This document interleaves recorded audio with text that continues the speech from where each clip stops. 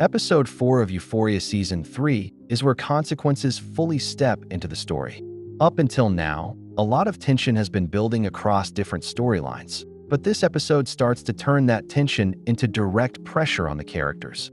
What makes this episode stand out is how it removes the illusion of control. Characters who thought they had time, options, or some level of stability are forced to adapt in the moment instead of planning ahead. The systems they're part of, crime, fame, relationships, start pushing back. This episode is mainly about pressure, exposure, and survival. Everyone is trying to hold things together, but the situations around them are becoming harder to manage.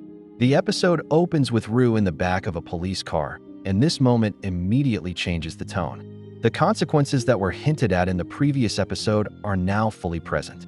The search of her car confirms that she can't talk her way out of everything. Even though she lies, the evidence is already there. The photo linking her to a cartel member removes any doubt about how serious her situation is. This is not a small mistake. This is something that could completely change her life. The offer from the DEA is important. She's given a choice, but it's not really a fair one. Either she faces serious prison time, or she becomes an informant. This is where the theme of control comes in again. It looks like a choice, but it's actually the DEA forcing her in a specific direction.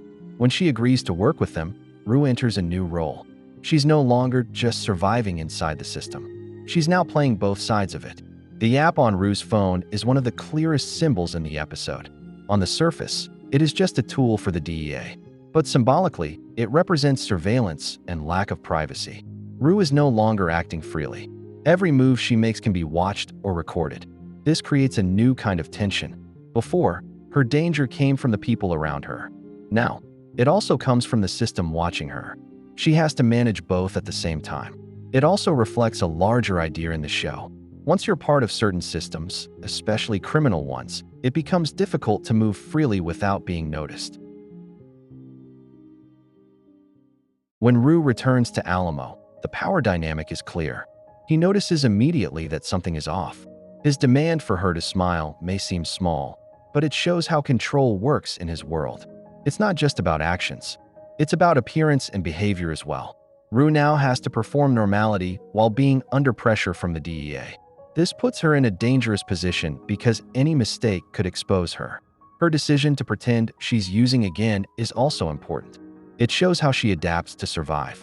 Instead of telling the truth, she chooses the version of herself that Alamo expects. This keeps her safe in the moment, but it adds to the larger problem she's in. Nate and Cassie's storyline continues to show the collapse of their perfect life. Nate trying to find meaning in his injury is an attempt to regain control. He treats it like something symbolic, almost like it proves he's still strong or important. But in reality, it just highlights how powerless he has become. His financial situation makes things worse. The debt is much larger than expected, and his attempt to fix it in court fails. The moment where he begs shows how far he has fallen from the image he was trying to present. Cassie's reaction is different. She stops believing in the fantasy. Leaving the house and pawning her wedding ring shows that she's choosing to deal with reality, even if she doesn't fully understand how to handle it. Cassie turning to Maddie isn't just about friendship. It's about survival. Maddie understands how to build image and attention, and Cassie now needs that. The photos by the pool and the plan to get noticed by Brandon show how image becomes a tool. This connects to one of the main themes in the episode. In certain environments, especially in LA, attention is currency. If you can control how people see you, you can create opportunities. However, this also comes with risk. Cassie's actions at the party show how quickly things can go too far when validation becomes the goal. What starts as a strategy to get attention and build her image turns into something more impulsive. Instead of controlling how she is seen, she begins reacting to the moment and chasing a reaction. Her decision to perform for attention, especially in a crowded and unpredictable environment, puts her in a position where she no longer sets the limits. The more she tries to stand out, the more she gives up control over how far things go. This is important because it shows the difference between using image as a tool and being controlled by it. Jules' storyline focuses on creativity and control. She's given an opportunity through Lexi, but the environment she's working in has limits. The fact that her painting isn't accepted shows that creative spaces are still controlled by rules, especially when money is involved. Her decision to paint over the work and leave is important. It's a rejection of those limits. The final image she leaves behind feels like a statement, even if it costs her the opportunity. Lexi's situation highlights another side of this. She's trying to succeed within the system, which means she has to follow its rules. This creates tension between her and Jules, who chooses not to. Rue's interaction with Kitty mirrors her own situation. When she asks if Kitty is being forced into this work, she's really asking a larger question about choice and control. Kitty insists that she chooses it, which reflects how people justify their situations. This moment isn't about finding a clear answer. It shows how complicated these environments are. People can feel like they have control while still being part of something harmful. Magic overhearing the conversation adds another layer. It shows how quickly things can turn when information spreads through the wrong person. The break-in at the club is the most direct form of chaos in the episode. Up until this point, tension has been building through conversations and pressure. This moment turns that tension into action. The violence is sudden and unpredictable. Faye being revealed as part of the attack connects back to the larger conflict with Lori. This shows that the war between these groups is still active and affecting everything around it. Up to this point, most of the tension between these groups has been shown through threats, deals, and smaller acts of retaliation.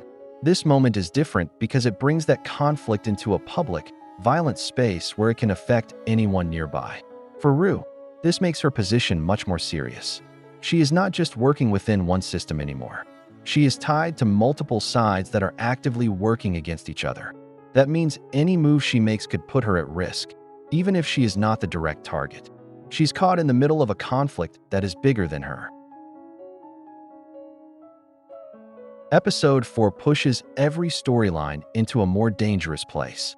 Rue is now trapped between the DEA and Alamo, with very little room to make mistakes. Nate has lost control of both his image and his situation.